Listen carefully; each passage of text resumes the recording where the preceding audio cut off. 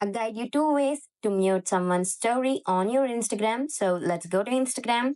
Here in the top, you can find all the people's story that you are following on the followers. So if you click any of the followings or followers story, and if you need to mute them, click on that. In the top, you can find three dots. If you go to three dots, if you tap on them, you can find the mute button here.